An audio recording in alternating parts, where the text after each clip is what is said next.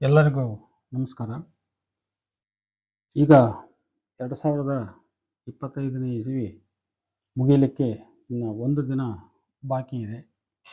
ಇವತ್ತು ಡಿಸೆಂಬರ್ 30, ನಾಳೆ 31, ನಾಡಿದ್ದು 1/1/2026 ಪ್ರಾರಂಭವಾಗುತ್ತದೆ. ಆದ್ದರಿಂದ ಮುಂಚಿತವಾಗಿ ಎಲ್ಲ ನನ್ನ ಯೂಟ್ಯೂಬ್ ಸಬ್ಸ್ಕ್ರೈಬರ್ಸ್ಗೆ ಮತ್ತು ಈ ವಿಡಿಯೋಗಳನ್ನು ವಾಚ್ ಮಾಡ್ತಕ್ಕಂಥ ಎಲ್ಲರಿಗೆ ನನ್ನ ಮುಂಗಡವಾಗಿ ಹೊಸ ವರ್ಷದ ಹಾರ್ದಿಕ ಶುಭಾಶಯಗಳನ್ನು ತಿಳಿಸಲಿಕ್ಕೆ ಹರ್ಷಿಸುತ್ತೇನೆ. ಅದೇ ರೀತಿ ನಾನು ಎಲ್ಲರಲ್ಲಿ ಒಂದು ವಿನಂತಿ ಮಾಡಿಕೊಳ್ಳುವುದೇನೆಂದರೆ, ನಾನು ಸಾಮಾಜಿಕ, ಸಾಂಸ್ಕೃತಿಕ, ಧಾರ್ಮಿಕ, ವಚನ ಸಾಹಿತ್ಯ ಮತ್ತು ಸಾಹಿತ್ಯ ಇವೆಲ್ಲ ಚರ್ಚೆಯ ಜೊತೆಗೆ ಹೈಸ್ಕೂಲ್ ಮತ್ತು PU ಮಕ್ಕಳ ಮಟ್ಟಕ್ಕೆ ಇಂಗ್ಲೀಷ್ ವ್ಯಾಕರಣವನ್ನು ಕೂಡ ನಾನು ಪ್ರಾರಂಭ ಮಾಡಿದ್ದೇನೆ.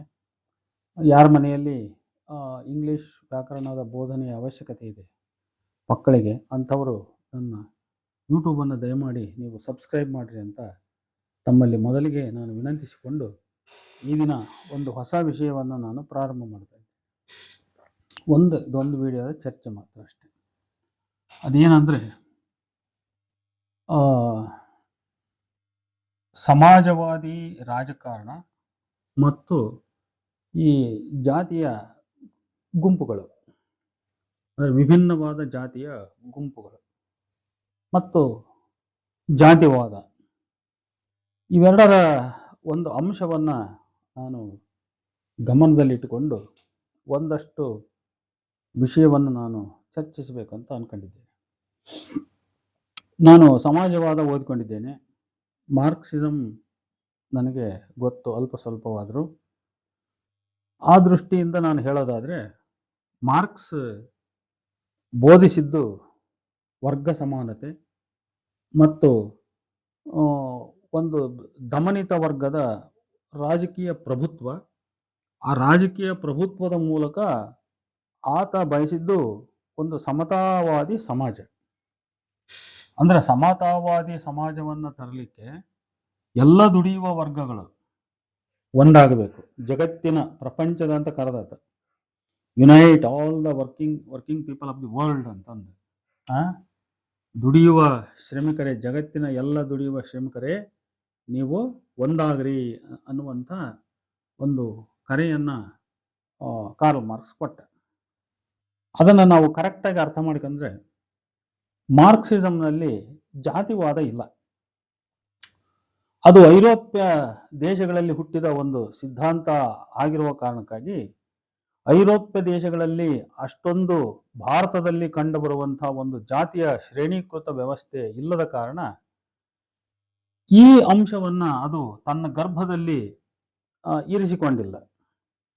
ಹಾಗಿದ್ದಾಗ್ಯೂ ಕೂಡ ನಾವು ಸಮತಾವಾದವನ್ನು, ಅಂದರೆ ಮಾರ್ಕ್ಸಿಸಮ್ಮನ್ನು ನಾವು ನಿಜವಾದ ಒಂದು ಸಮಾಜವಾದಿ ಅಂತ ಅರ್ಥ ಮಾಡಿಕೊಂಡು ಅದನ್ನು ಭಾರತೀಯ ಸಾಂಸ್ಕೃತಿಕ, ರಾಜಕೀಯ, ಆರ್ಥಿಕ ಸಂದರ್ಭದಲ್ಲಿಟ್ಟು ನಾವು ಅದನ್ನು ಅನ್ವಯಿಸಿ ಮಾತಾಡಲಿಕ್ಕೆ ಹೋದಾಗ ಇಲ್ಲಿ ನಾವು ಮೊಟ್ಟ ಮೊದಲು ಗಮನಿಸಬೇಕಾದದ್ದು caste groups and caste consciousness, ಅಂದರೆ ಜಾತಿಯ ಗುಂಪುಗಳು ಮತ್ತು ಜಾತಿ ಪ್ರಜ್ಞೆ.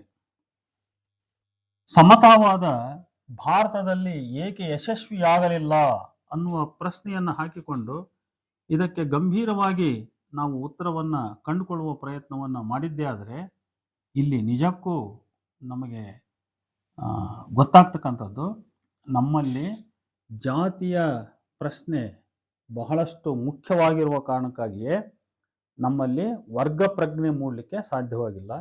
ವರ್ಗ ಪ್ರಜ್ಞೆ ಮೂಡದ ಕಾರಣ ಎಲ್ಲ ದುಡಿಯುವ ವರ್ಗಗಳು ತಾವೆಲ್ಲ ಒಂದು ಅಂತ ಅಂದು ಒಂದು ರಾಜಕೀಯ ಶಕ್ತಿಯಾಗಿ ಹೊರಗೆ ಹೊಮ್ಮಲಿಕ್ಕೆ ಸಾಧ್ಯವಾಗಿಲ್ಲ. ಆ ಕಾರಣದಿಂದನೇ ಇಲ್ಲಿ ಸಮತಾವಾದ ಅಂತಕ್ಕಂಥದ್ದು ಒಂದು ಭ್ರಾಮಕ ಸೂರ್ಯ ಅಥವಾ ಒಂದು ಕನಸು ಅನ್ನೋ ರೀತಿಯಲ್ಲಿ ಆಗಿದೆ. ಆದರೆ ಈಗ ನೋಡಿ, ಮಾರ್ಕ್ಸ್ ವಾದವನ್ನು ಹೆಸರು ಹೇಳ್ಕೊಂಡು, ಬಸವಣ್ಣನವರ ಹೆಸರು ಹೇಳ್ಕೊಂಡು, ಅಂಬೇಡ್ಕರ್ ಅವರ ಹೆಸರು ಹೇಳ್ಕೊಂಡು ಇವರೆಲ್ಲ ಒಂದು ರೀತಿಯ ಒಂದು ದೊಡ್ಡ ಒಂದು ವೇವ್ ನಮ್ಮ ಇಂಡಿಯಾದ್ಯಂತ, ಕರ್ನಾಟಕವೂ ಒಳಗೊಂಡು ಭಾರತಾದ್ಯಂತ ಹುಟ್ಟಿರ್ತಕ್ಕಂಥದ್ದು. ಅನೇಕ ವೇದಿಕೆಗಳಲ್ಲಿ ವಿಭಿನ್ನವಾದ ಚರ್ಚೆಗಳು, ಸಂಕಥನಗಳು ನಡೀತಕ್ಕಂಥದ್ದನ್ನ ನಾವು ಗಮನಿಸಿದ್ದೇವೆ.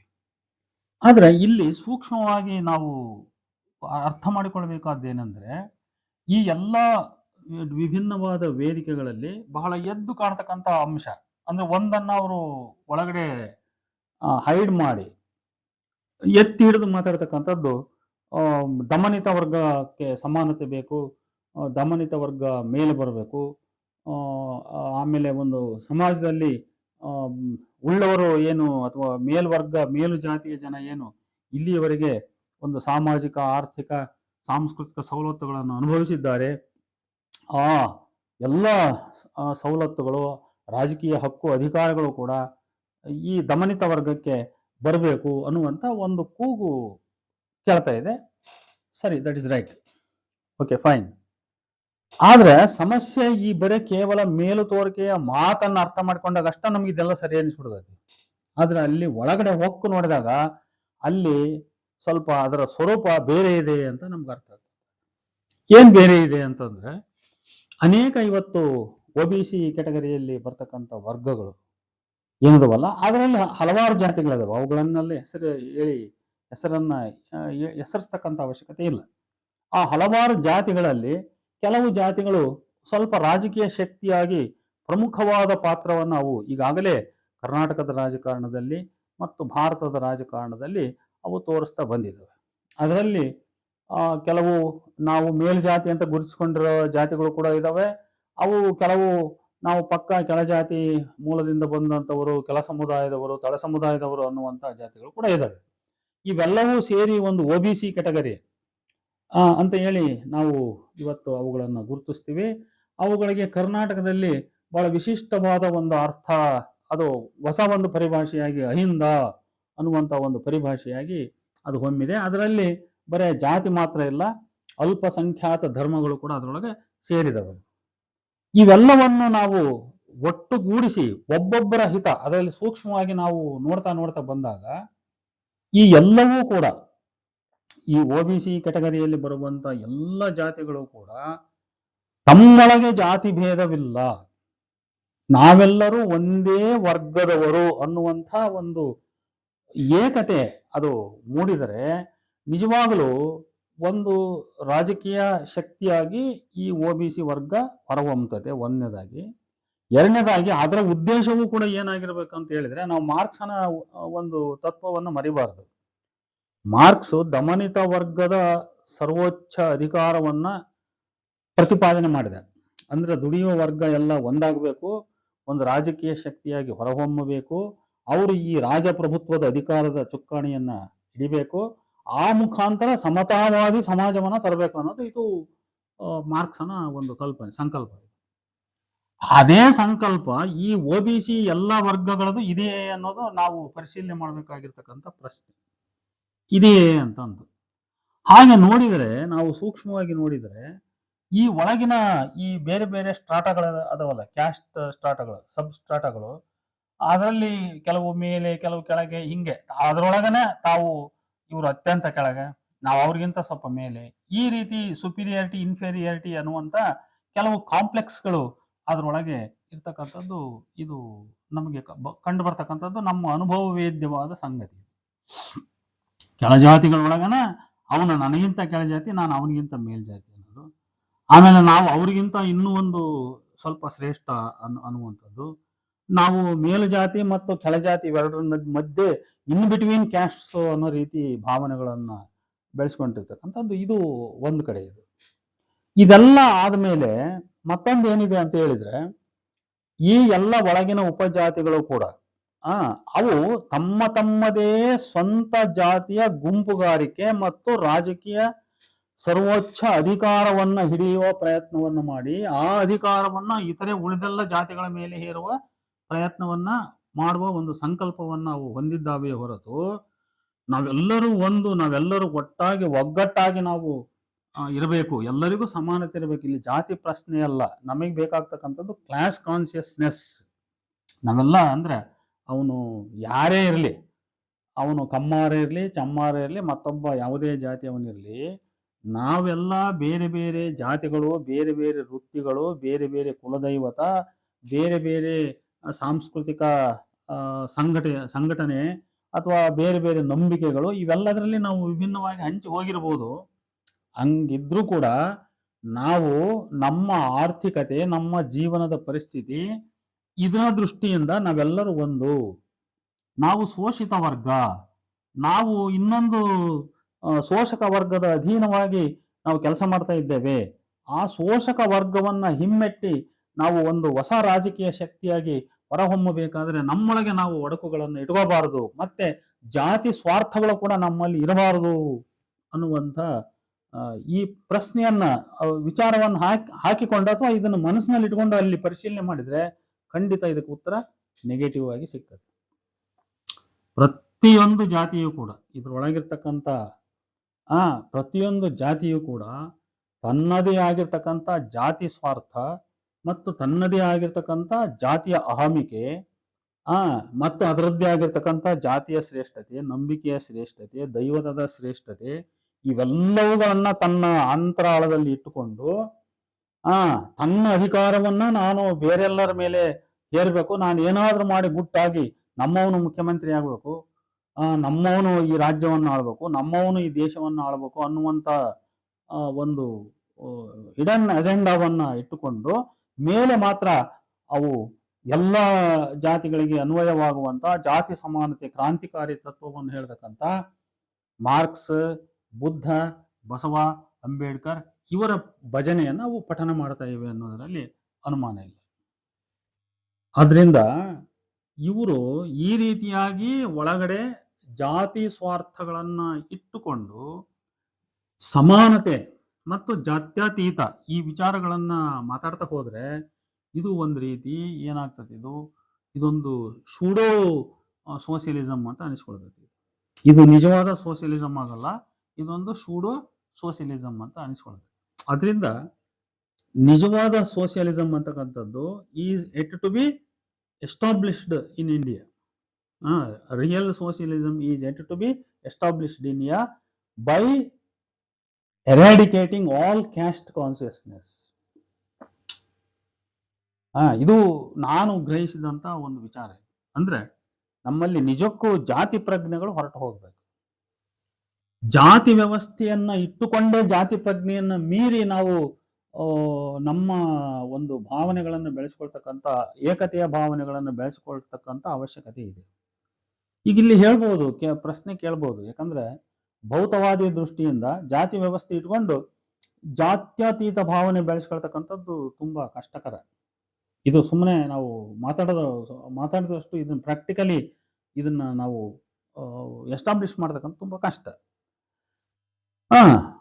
ಆದರೆ ಜಾತಿಗಳನ್ನ ಹೋಗ್ಲಾಡಿಸೋದು ಸರಳವೇ ಅನ್ನೋದು ಮೊದಲ ಪ್ರಶ್ನೆ. ಈಗ ಕೆಲವರು ಏನ್ ತಿಳ್ಕೊಂಡ್ಬಿಟ್ಟಿದಾರೆ ಅಂದ್ರೆ, ಈಗ ನಾವ್ ಹೆಂಗೆ ಬುಲ್ಡೋಜರ್ ಇಂದ ನೆಲ ಸಮ ಮಾಡ್ತೀವಲ್ಲ, ಹಂಗ ಇಡೀ ನಮ್ಮ ಇಂಡಿಯನ್ ಸೊಸೈಟಿಯನ್ನ ರಾತ್ರೋರಾತ್ರಿ ನೆಲಸಮ ಮಾಡಿಬಿಡ್ಬೋದು ಅಂತ ಹೇಳಿ ಕೆಲವರು ಏನಾದ್ರು ಭಾವಿಸಿದ್ರೆ ಅದು ನಿಜವಾಗಲೂ ಒಂದು ಭ್ರಮೆ. ಅದು ಹಂಗೆ ಅದನ್ನ ನಾವು ರಾತ್ರೋರಾತ್ರಿ ಜಾತಿ ಅಸಮಾನತೆಗಳನ್ನ ತೊಡೆದು ಹಾಕಿ ಜಾತಿ ಸಮಾನತೆಯನ್ನ ನಾವು ಇಲ್ಲಿ ತರಲಿಕ್ಕೆ ಸಾಧ್ಯವಿಲ್ಲ. ಹಾಗಾಗಿ ಜಾತಿ ಬಗ್ಗೆನೇ ಬಹಳ ವಿಭಿನ್ನವಾಗಿರ್ತಕ್ಕಂಥ ವಾದಗಳನ್ನ ನಮ್ಮಲ್ಲಿ ಹೊಂದಿದವರಿದ್ದಾರೆ. ಕೆಲವರು ಇಲ್ಲ ಕ್ಯಾಸ್ಟ್ ಅಂತಕ್ಕಂಥದ್ದು ಅದೊಂದು ಕಲ್ಚರಲ್ ಐಡೆಂಟಿಟಿ ಅಂತ ಪ್ರತಿಪಾದನೆ ಮಾಡುವವರು ಇದ್ದಾರೆ. ಯಾಕಂದ್ರೆ ಜಾತಿ ಕೂಡ ಅದರದ್ದೇ ಆದ ಒಂದು ಸಂಸ್ಕೃತಿಯನ್ನು ಹೊಂದಿರ್ತೈತಿ, ಸಾಂಸ್ಕೃತಿಕ ಚಹರೆಯನ್ನು ಹೊಂದಿರ್ತದೆ, ಅದು ಒಂದು ಕಲ್ಚರಲ್ ಐಡೆಂಟಿಟಿಯನ್ನು ಹೊಂದಿರ್ತೈತಿ. ಆದ್ರಿಂದ ಕ್ಯಾಸ್ಟ್ ಅನ್ನ ನಾವು ಅಳಿಸೋದಂದ್ರೆ ಒಂದು ಸಂಸ್ಕೃತಿಯನ್ನು ಅಳಿಸಿದಂತೆ. ಇದು ನಾವು ಮೊನೋಕಲ್ಚರ್ ಅಂತಕ್ಕಂಥದ್ದು ಇದು ಪ್ರಜಾಪ್ರಭುತ್ವಕ್ಕೆ ಅಪಾಯಕಾರಿ. ಯಾಕಂದ್ರೆ ನಮ್ಮದು ಇಂಡಿಯಾ ಅಂತಕ್ಕಂಥದ್ದು ಇದು ಬಹುತ್ವದ ರಾಷ್ಟ್ರ. ಇದೆಲ್ಲಾ ರೀತಿಯಲ್ಲಿ ಇಲ್ಲಿ ಪ್ಲೂರಲ್ ಕಲ್ಚರ್ ಇದೆ, ಪ್ಲೂರಾಲಿಟಿ ಇದೆ ಇದು ಅಲ್ವಾ. Plurality sounds stronger in India in everything. ಭಾಷೆಯಲ್ಲಿ ಬಹುತ್ವ ಇದೆ, ನಂಬಿಕೆಗಳಲ್ಲಿ ಬಹುತ್ವ ಇದೆ, ದೈವತ್ವದಲ್ಲಿ ಬಹುತ್ವ ಇದೆ, ಆಮೇಲೆ ಜಾತಿಗಳಲ್ಲಿ ಬಹುತ್ವ ಇದೆ, ಹಿಂಗೆ ಎಲ್ಲದರಲ್ಲಿ ಕೂಡ ಬಹುತ್ವ ಇದೆ. ಅವು ಅಂತಿಮವಾಗಿ ಏನಾಗ್ತವೆ, ನಂಬಿಕೆ, ದೈವತ, ಭಾಷೆ ಅವೆಲ್ಲವೂ ಒಂದೊಂದು ಜಾತಿಯಾಗಿ ನಿಲ್ತವೆ. ಹಾಗಾಗಿ ಒಂದೊಂದು ಜಾತಿಯು ಕೂಡ ಒಂದು ವಿಘಟಿತವಾದ ತನ್ನದೇ ಆದ ಒಂದು ಸ್ವತಂತ್ರ ಚಹರೆಯನ್ನ ಅಸ್ತಿತ್ವವನ್ನ ಉಳಿಸಿಕೊಂಡು ಅದು ಹೋಗ್ಲಿಕ್ಕೆ ಮತ್ತೆ ಅದನ್ನ ತಾನು ನಾಶ ಮಾಡ್ಲಿಕ್ಕೆ ಯಾವತ್ತೂ ಇಷ್ಟಪಡಲ್ಲ. ತನ್ನ ಜಾತಿಯ ಅಹಮಿಕೆ, ತನ್ನ ಜಾತಿಯ ಶ್ರೇಷ್ಠತೆ, ತನ್ನ ಜಾತಿಯ ಚಹರೆ, ಅದರ ವಿಶಿಷ್ಟತೆ, ಅದನ್ನೆಲ್ಲದನ್ನು ಕೂಡ ಅದು ಉಳಿಸಿಕೊಂಡು ತಾನು ಬೇರೊಂದು ಜಾತಿಗಿಂತ ಇನ್ನೂ ಶ್ರೇಷ್ಠ, ಇನ್ನೂ ಮೇಲು ಅನ್ನುವಂಥ ಈ ತರದ ಅಹಮಿಕೆಗಳ ಮುಖಾಂತರವೇ ಅದು ತನ್ನ ಅಸ್ತಿತ್ವವನ್ನು ಕಾಪಾಡಿಕೊಳ್ಳಲಿಕ್ಕೆ ಬಯಸ್ತತ ಹೊರತು ತಾನು ಬಲಿಯಾಗಿ ಅಂದ್ರೆ ತಾನು ನಾಶವಾಗಿ ಎಲ್ಲದರೊಳಗೆ ತಾನು ಒಂದಾಗಬೇಕು ಅನ್ನುವಂಥ ವಿಚಾರ ಯಾವ ಜಾತಿಗಳು, ಮೇಲು ಜಾತಿಗಳಿಗೂ ಇಲ್ಲ, ಕೆಳ ಜಾತಿಗಳಿಗೂ ಇಲ್ಲ. ನೋಡಿ, ಇದು ಭಾರತದ ಸ್ಥಿತಿ.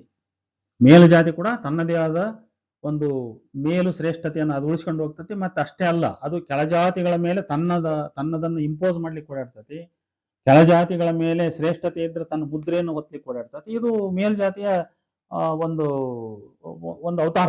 ಇದು ಹಿಂದಿನಿಂದ ನಾವು ವೇದ ಕಾಲದಿಂದ ನೋಡ್ಕೊಂತ ಬಂದ್ರೆ ಅದೆಲ್ಲ ಮಾಡ್ಕೊಂತ ಬಂದ್ರೆ ಅದು ಅದೇ ಕಥೆ.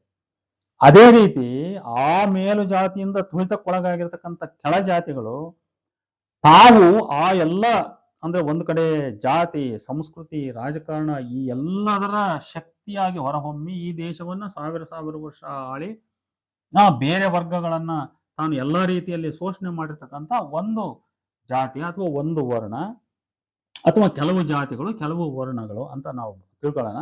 ಅದರ ವಿರುದ್ಧ ನಾವೆಲ್ಲರೂ ಒಂದಾಗಿ ಸಂಘಟಿತವಾಗಿ ಒಂದು ಒಳ್ಳೆಯ ವ್ಯವಸ್ಥೆಯನ್ನ ನಾವು ತರಬೇಕು ಅನ್ನುವಂಥ ಸಂಕಲ್ಪ ನಿಜವಾಗ್ಲೂ ಇರೋದಾದ್ರೆ ಈ ಜಾತಿಗಳೊಳಗೆ ಅಂದ್ರೆ ಅದ್ರ ಆ ಶ್ರೇಷ್ಠತೆಯ ವಿರುದ್ಧ ಏನು ಹೋರಾಡ್ತಾವಲ್ಲ ಈ ಜಾತಿಗಳು ಮೊದಲು ತಾವು ವಿಘಟಿತರಾಗಿ ಹಂಚಿ ಹೋಗಬಾರದು, ಮತ್ತೆ ತಾವು ತಮ್ಮದೇ ಆಗಿರ್ತಕ್ಕಂಥ ಜಾತಿ ಸ್ವಾರ್ಥತೆಯನ್ನ ಬೆಳೆಸ್ಕೊಂಡಿರ್ಬಾರ್ದು ಮೊದಲನೇದಾಗಿ. ಯಾಕಂದ್ರೆ ಸಮಾನತೆಯನ್ನ ಕೇಳುವ ನಾನೇ ಒಬ್ಬ ಅಸಮಾನತೆಯ ಪೀಡೆ ನಾನಾಗಿದ್ರೆ ನನಗೆ ಸಮಾನತೆ ಕೇಳ್ತಕ್ಕಂಥ ನೈತಿಕ ಹಕ್ಕು ಇಲ್ಲ, ಮತ್ತು ನನ್ನಿಂದ ಸಮಾನತೆ ಆಗುತ್ತದೆ ಅನ್ನೋದು ಕೂಡ ಒಂದು ಕನಸು. ಇವತ್ತು ನಾವೆಲ್ಲ ಬಹಳಷ್ಟು ಜನ ರಾಜಕೀಯ ನಾಯಕರನ್ನು ನೋಡ್ತಿದೀವಿ, ಸಾಹಿತಿಗಳನ್ನ ನೋಡ್ತಿದೀವಿ, ಇನ್ನು ಬೇರೆ ಬೇರೆ ರೀತಿಯ ಸಾಮಾಜಿಕ ಸಂಘಟನೆಗಳನ್ನು ಕಟ್ಟಿಕೊಂಡು ರಾಜ್ಯಾದ್ಯಂತ ಟೂರ್ ಮಾಡ್ತಕ್ಕಂಥವ್ರನ್ನ ನೋಡ್ತಿದೀವಿ. ಅವರೆಲ್ಲದರ ಒಂದು ಹಿಡನ್ ಎಜೆಂಡಾ ಏನಂತ ಹೇಳಿದ್ರೆ ಅವರವರದೇ ಜಾತಿಯ ಅಹಮಿಕೆ, ಜಾತಿಯ ಸರ್ವಾಧಿಕಾರವನ್ನ ಈ ರಾಜ್ಯದಲ್ಲಿ ತರಬೇಕು ಅಥವಾ ಈ ದೇಶದಲ್ಲಿ ತರಬೇಕು ಅನ್ನುವ ಒಂದು ಇಚ್ಛೆಯನ್ನ, ಸಂಕಲ್ಪವನ್ನು ಇಟ್ಕೊಂಡು ಹೊರಟಿದರ ಹೊರತು ಅವ್ರು ಯಾರು ಕೂಡ ಒಂದು ನಾವು ಸಮಾನವಾದ ಯಾರಾದರೂ ಬರಲಿ, ಪ್ರಜಾಪ್ರಭುತ್ವ ರೀತಿಯಲ್ಲಿ ಎಲೆಕ್ಟ್ ಆಗಲಿ, ಪ್ರಜಾಪ್ರಭುತ್ವ ರೀತಿಯಲ್ಲಿ ಎಲ್ಲರ ಅಭಿಮತದ ಒಬ್ಬ ವ್ಯಕ್ತಿ, ಸರ್ವಾನುಮತದ ಒಬ್ಬ ನಾಯಕ ಯಾರು ಬರ್ತಾನೆ ಅವನು ಬರಲಿ, ಅವನು ಈ ದೇಶವನ್ನು ಆಳಲಿ, ಅದರಲ್ಲಿ ಸರ್ವ ಜಾತಿಗಳಿಗೂ ಸಮಾನತೆಯನ್ನು ಕೊಡ್ತಕ್ಕಂಥ ಎಲ್ಲ ಜಾತಿಗಳ ಹಿತವನ್ನ ರಕ್ಷಣೆ ಮಾಡ್ತಕ್ಕಂಥ ಒಂದು ಆಡಳಿತ ವ್ಯವಸ್ಥೆ ಇಲ್ಲಿ ನಡೀಲಿ ಅನ್ನುವಂಥ ಒಂದು ಉದಾರವಾದ, ವಿಶಾಲವಾದ ಮನೋಧರ್ಮವನ್ನು ಹೊಂದಿದಂಥ ಒಂದು ವಿಚಾರ ಇಲ್ಲಿ ಯಾವುದೇ ಜಾತಿಗೆ, ಅದರಲ್ಲಿ ಮುಖ್ಯವಾಗಿ ನಾನು ಈ OBC ಅಂತ ನಾನೇನು ಹೇಳ್ತಿದ್ದೀನಿ ಈ ಸಂಘಟನೆಗಳಿಗೆ ಇಲ್ಲ. ನನಗೆ ದೊಡ್ಡ ಅನುಮಾನ ಅದು ಐತೆ ಅನ್ನೋದು ನನಗೆ ಅನುಮಾನ. ಯಾಕಂದ್ರೆ ನಾವು ಬೇರೆ ಬೇರೆ ಎಲ್ಲ ನೋಡ್ತೀವಲ್ಲ, ಅವರವರದೇ ಎಲ್ಲ ಜಾತಿ ಲಾಂಛನಗಳಾಗಿದ್ದಾವೆ. ಒಬ್ಬೊಬ್ಬ ಶರಣ ಅಥವಾ ಒಂದೊಂದು ದೈವತ, ಒಂದೊಂದು ಜಾತಿಯ ಸಂಕೇತ ಆಗಿದ್ದಾವೆ. ಅವ್ರದೇ ಆದ ಒಂದು ಜಾತಿಯ ಅಧಿಕಾರವನ್ನು ತರುವಂತ ಬಹಳ ಸ್ಪಷ್ಟವಾದ ಇಚ್ಛೆಯನ್ನು ಅವ್ರು ಹೊಂದಿದ್ದಾರೆ. ಆದ್ರೆ ಅದನ್ನು ಒಡೆದು ಬಿಚ್ಚಿ ಮಾತಾಡಲ್ಲ ಅಷ್ಟೇ. ಅವ್ರು ಒಬ್ಬ ನಾಯಕನ ವಿರುದ್ಧ ಇನ್ನೊಬ್ಬ ನಾಯಕನ ಎತ್ಕಟ್ಟೋದು, ಅವನ್ ಮಾಡೋದು, ಇವೆಲ್ಲ ರಾಜಕಾರಣ ಏನ್ ಹೇಳ್ತದೆ ಅಂದ್ರೆ ಅವ್ರವ್ರು ತಮ್ಮ ರಾಜಕೀಯ ಸ್ವಾರ್ಥವನ್ನ ಬೇರೊಂದು ಇಡೀ ಸಮಾಜದ ಮೇಲೆ ಹೇರುವಂತ ಪ್ರಯತ್ನ ಮಾಡುವ ಒಂದು ಹುನ್ನಾರವನ್ನು ಹೊಂದಿದ್ದಾರೆ ಹೊರತು ಒಂದು ಉತ್ತಮವಾದ, ಆರೋಗ್ಯಕರವಾದ, ಸಮತಾವಾದಿ ಸಮಾಜವನ್ನ ತರುವಂತ ಇಚ್ಛೆಯನ್ನ ಅವರು ಹೊಂದಿಲ್ಲ. ಹಾಗಾಗಿ ಇವರೆಲ್ಲ ನನಗೆ ಏನ್ ಅನಿಸ್ತದೆ ಅಂದ್ರೆ ಇವರೆಲ್ಲ ಸೂಡೋ ಸೋಷಿಯಲಿಸ್ಟ್ಸ್ ಅಂತ ಅನಿಸ್ತದೆ ನನಗೆ. ಇವ್ರು ನಿಜವಾದ ಸೋಷಿಯಲಿಸ್ಟ್ಸ್ ಅಲ್ಲ, ಇವರು ಸೂಡೋ ಸೋಷಿಯಲಿಸ್ಟ್ಸ್. ನಿಜವಾದ ಸೋಷಿಯಲಿಸ್ಟ್ ಅಂತಕ್ಕಂಥವನು ಜಾತಿ ಪ್ರಜ್ಞೆಗಳನ್ನ ಕಳೆದುಕೊಂಡು ಅವನು ವರ್ಗ ಪ್ರಜ್ಞೆಯನ್ನು, ಕ್ಲಾಸ್ ಕಾನ್ಸಿಯಸ್ನೆಸ್ ಅನ್ನು ಬೆಳೆಸ್ಕೋಬೇಕು. ಅವನು ಯಾವ ಜಾತಿ ಅವನೇ ಇರಲಿ, ಈಗ ಮೇಲು ಜಾತಿಯ ಬಡವ, ಕೆಳಜಾತಿಯ ಬಡವ, ಅವರೆಲ್ಲರೂ ಒಂದು ಅನ್ನೋ ಭಾವನೆ ಬರಬೇಕು. ಅದು ಬರದೇ ಹೊರತು ನಿಜವಾದ ಮಾರ್ಕ್ಸ್ ಅರ್ಥದ ಒಂದು ಸಮತಾವಾದಿ ಸಮಾಜವನ್ನ ನಾವು ಕಟ್ತಕ್ಕಂಥದ್ದು ಒಂದು ಕನಸಾಗಿ ಉಳಿತದ ಹೊರತು ಅದು ನನಸಾಗ್ಲಿಕ್ಕೆ ಸಾಧ್ಯವಿಲ್ಲ. ಇವೆಲ್ಲವೂ ಕೂಡ ಈ ಕೆಳವರ್ಗದ ಸಮುದಾಯದ ತೆಕ್ಕೆಯಲ್ಲಿ, ಅದರ ಒಂದು ಬಾಹುಳ್ಯದಲ್ಲಿರ್ತಕ್ಕಂಥ ಬೇರೆ ಬೇರೆ ಬೇರೆ ಬೇರೆ ಜಾತಿ ಘಟಕಗಳು ಅವು ತಮ್ಮದೇ ಆಗಿರ್ತಕ್ಕಂಥ ಜಾತಿ ಸ್ವಾರ್ಥಗಳನ್ನ, ಜಾತಿ ಪ್ರಜ್ಞೆಯನ್ನ, ಸಂಕುಚಿತ ಮನಸ್ಕತೆಯನ್ನ ಬೆಳೆಸ್ಕೊಂಡು ಹೊರಗೆ ಮಾತ್ರ ಒಂದು ದೊಡ್ಡ ಲಾಂಛನ ತೋರಿಸ್ಬಿಡೋದು. ಈಗ ಅಂಬೇಡ್ಕರ್, ಬಸವಣ್ಣ, ಬುದ್ಧ ಅನ್ನುವಂಥ ಬಹಳ ದೊಡ್ಡ ಲಾಂಛನಗಳನ್ನು ಹೊರಗೆ ತೋರಿಸಿ ಒಳಗಡೆ ತಮ್ಮ ಮನಸ್ಸಿನಲ್ಲಿ ಅಂತರಾಳದಲ್ಲಿ ಸ್ವಾರ್ಥ, ಜಾತಿ ಸ್ವಾರ್ಥವನ್ನು ಇಟ್ಟುಕೊಂಡು ಒಂದು ಹೋರಾಟದ ಒಂದು ಶಬ್ದಗಳನ್ನು ಅವರು ಹಲಗೆಗಳನ್ನು ಬಡಿದಾದರ ಹೊರತು ಅವು ನಿಜವಾಗಲೂ ನಾವೆಲ್ಲರೂ ಒಂದು, ದುಡಿಯುವ ವರ್ಗ ಎಲ್ಲ ಒಂದಾಗಬೇಕು ಅನ್ನುವಂಥ ಒಂದು ಸಂಕಲ್ಪ ಅವಕ್ಕೆ ಇಲ್ಲ. ಅವಕ್ಕಿದೆ ಅನ್ನೋದು ನನಗೆ ಡೌಟ್, ಮೊದಲನೇ ಡೌಟ್. ಆ ಡೌಟ್ ಇರೋದ್ರಿಂದನೇ ನಾನು ಈ ಮಾತನ್ನ ಇಲ್ಲಿ ಹೇಳ್ತಾ ಇದ್ದೇನೆ. ಆದ್ರಿಂದ ಜಾತಿ ಪ್ರಜ್ಞೆ ಹೋಗಿ ವರ್ಗ ಪ್ರಜ್ಞೆ ಮೂಡದ ಹೊರತು, ಆಮೇಲೆ ಮಾರ್ಕ್ಸ್ ನಿಜವಾಗ್ಲೂ ಏನು ಹೇಳಿದಾನೆ ಆ ಥರದ ಸಂಕಲ್ಪ ಈ ತಳವರ್ಗ ಸಮುದಾಯಗಳ ಒಂದು ಹೋರಾಟಕ್ಕೆ ಬಾರದ ಹೊರತು, ಅಂದ್ರೆ ತಳವರ್ಗಗಳ ಸಮುದಾಯಗಳ ಈ ಒಕ್ಕೂಟ ಅಂತ ತಿಳ್ಕೊಂಬಿಡೋಣ. ಆ ಒಕ್ಕೂಟಕ್ಕೆ ಏನು ಸಂಕಲ್ಪ ಬೇಕಂತ ಹೇಳಿದ್ರೆ ಸಮತಾವಾದಿ ಸಮಾಜವನ್ನು ತರೋ ಒಂದು ಸಂಕಲ್ಪ ಇರಬೇಕು ಹೊರತು ಯಾವುದೋ ಒಂದು ಜಾತಿಯ ಶ್ರೇಷ್ಠತೆಯನ್ನ ಮೇಲೆ ಹೇಳಿ ತಮ್ಮ ಅಧಿಕಾರವನ್ನ ಅವರು ಇಲ್ಲಿವರೆಗೂ ನಮ್ಮನ್ನ ಆಳಿದ್ರೆ ಅದಕ್ಕೆ ತಿರುಗಿ ನಾವು ಅವ್ರನ್ನ ಆಳ್ತೀವಿ ಅಂತ ಹೇಳ್ತಕ್ಕಂಥದ್ದಲ್ಲ. ಇದು ಜಾತ್ಯತೀತವಾದ ಆಗಲ್ಲ ಇದು. ಈಗ ಅವರು ಇದು ವಿರೋಧ ಪಕ್ಷಗಳು ಪ್ರಶ್ನೆ ಮಾಡ್ತಾವಲ್ಲ, ಭ್ರಷ್ಟಾಚಾರ ಮಾಡ್ತಾರೆ ಅಂದ್ರೆ ನೀವು ಮಾಡಿದ್ದಿಲ್ಲ ಏನಂತ ಪ್ರಶ್ನೆ ಮಾಡ್ತಾವಲ್ಲ, ಹಂಗಕತ್ತದ. ಅದರಿಂದ ಈಗ 3000 ವರ್ಷ 4000 ವರ್ಷ ಅವ್ರು ನಮ್ಮನ್ನು ಆಳಿದ್ರು ಅಥವಾ ನಮ್ಮನ್ನು ಶೋಷಣೆ ಮಾಡಿದ್ರು, ನಮ್ಮನ್ನು ಒಡೆದಾಕಿದ್ರು, ನಮ್ಮೆಲ್ಲ ಈ ದುರ್ಗತಿಗೆ ಅವರೇ ಕಾರಣ, ಇದೆಲ್ಲ ನಾವು ಹೇಳ್ಕೊಳ್ತಕ್ಕಂಥ ಗೋಳು ಕರೆ. ಆದರೆ ಈಗ ನಾವು ಮಾಡೋದೇನಂಗಾದ್ರೆ ನಮ್ಮ ಉದ್ದೇಶ ಏನು? ನಾವು ಅವ್ರಿಗಿಂತ ಡಿಫ್ರೆಂಟ್ ಆಗಿರ್ಬೇಕು ತಾನೆ. ನಮ್ಮ ಸಂಕಲ್ಪ ಅಂದ್ರೆ ನಮ್ಮ ನಾಯಕತ್ವದಲ್ಲಿ ಅಂದ್ರೆ ತಳಜಾತಿಗಳ ತಳ ಸಮುದಾಯಗಳ ಶೋಷಿತರ ದಮನಿತರ ನಾಯಕತ್ವದಲ್ಲಿ ಒಂದು ಹೋರಾಟ ಹುಟ್ಟಿ ಆ ಹೋರಾಟದ ಸಂಕಲ್ಪ ಏನಾಗಿರ್ಬೇಕು ಅಂದ್ರೆ ಸರ್ವ ಸಮಾನತೆ ಸಂಕಲ್ಪ ಆಗಿರ್ಬೇಕು ಹೊರತು ಯಾವುದೋ ಜಾತಿ ಶ್ರೇಷ್ಠತೆ ಅನ್ನೋದಾದ್ರೆ ಅದಕ್ಕೆ ಪ್ರತಿಯಾಗಿ ಇನ್ನೊಂದು ಜಾತಿವಾದ ಆಯ್ತು ಅಷ್ಟೇ. ಇದು ಅಂದ್ರೆ ಇಲ್ಲಿವರೆಗೂ ಈ ದೇಶವನ್ನು ಆಳಿರ್ತಕ್ಕಂಥ ಒಂದು ಜಾತಿವಾದ ಅಥವಾ ಒಂದು ಕೋಮುವಾದ ಅಥವಾ ಒಂದು ಇನ್ನೊಂದು ಯಾವುದೋ ವಾದ ಅಂತ ನಾವೇನ್ ಹೇಳ್ತೀವಲ್ಲ, ಆ ಕೋಮುವಾದಕ್ಕೆ ಪ್ರತಿಯಾಗಿ ಇನ್ನೊಂದು ಪ್ರತಿ ಜಾತಿವಾದ ಆಗ್ತದೆ ಅಷ್ಟೇ. ಅದರಿಂದ ಸೂಡೋ ಸೋಷಿಯಲಿಸಂ ಅಂತಕ್ಕಂಥದ್ದು ಅದೊಂದು ಪ್ರತಿ ಜಾತಿವಾದ ಅಂತ ಕರಿಬಹುದೇ ವಿನಃ ಅದನ್ನ ನಿಜವಾದ ಅರ್ಥದಲ್ಲಿ ಮಾರ್ಕ್ಸ್ವಾದಿ ಅರ್ಥದಲ್ಲಿ ಒಂದು ಸ್ಪಷ್ಟವಾದ ಜಾತ್ಯತೀತವಾದ, ಇದಕ್ಕೆ ಅಂಥ ಒಂದು ಸ್ಪಷ್ಟತೆ ಇದೆ, ರಾಜಕೀಯ ಪ್ರಜ್ಞೆ ಇದೆ, ರಾಜಕೀಯ ಗೊತ್ತು ಗುರಿಯ ಬಗ್ಗೆ ಒಂದು ಸ್ಪಷ್ಟತೆ ಇದೆ, ಅದಕ್ಕೆ ಅಂಥದ್ದೊಂದು ಅರಿವಿದೆ, ಒಂದು ವಿಶಾಲವಾದ ಮನೋಭಾವವಿದೆ ಅನ್ನುವಂಥದ್ದು ಸದ್ಯದ ಪ್ರಸಂಗದಲ್ಲಿ ಅದು ರಾಷ್ಟ್ರ ರಾಜಕಾರಣ ಇರಲಿ ರಾಜ್ಯ ರಾಜಕಾರಣ ಇರಲಿ ಇವೆಲ್ಲ ವಿದ್ಯಮಾನಗಳನ್ನು ಗಮನಿಸಿದಾಗ ನನಗಂತೂ ವೈಯಕ್ತಿಕವಾಗಿ ಅದರ ಸ್ಪಷ್ಟತೆ ಕಾಣುತ್ತಿಲ್ಲ. ಅದು ಸ್ಪಷ್ಟತೆ ಆಗಬೇಕದು, ಅದು ಬರಬೇಕನ್ನೋದು ನನ್ನ ಉದ್ದೇಶ ಅಷ್ಟೇ. ನಾನು ಇವೆಲ್ಲ ಜಾತಿಗಳು ಹೊಡ್ಕೊಂಡು ಹೋಗ್ಲಿ ಆ ವಾದದವಲ್ಲ. ನನಗೇನ್ ಬೇಕಂದ್ರೆ ಈ ಎಲ್ಲ ದಮನಿತ ವರ್ಗ ಒಂದಾಗಬೇಕು, ಒಂದು ಸ್ಪಷ್ಟವಾದ ಜಾತ್ಯತೀತ ಸಮಾಜದ ನಿರ್ಮಾಣದ ಸಂಕಲ್ಪವನ್ನು ಹೊಂದಿ ತಮ್ಮೊಳಗಿನ ಜಾತಿ ಸಂಕುಚಿತತೆಯನ್ನ ಜಾತಿ ಸ್ವಾರ್ಥತೆಯನ್ನ ಅವು ತೊಲಗಿ ಹಾಕಬೇಕು. ಇದು ನನ್ನ ಇಚ್ಛೆ.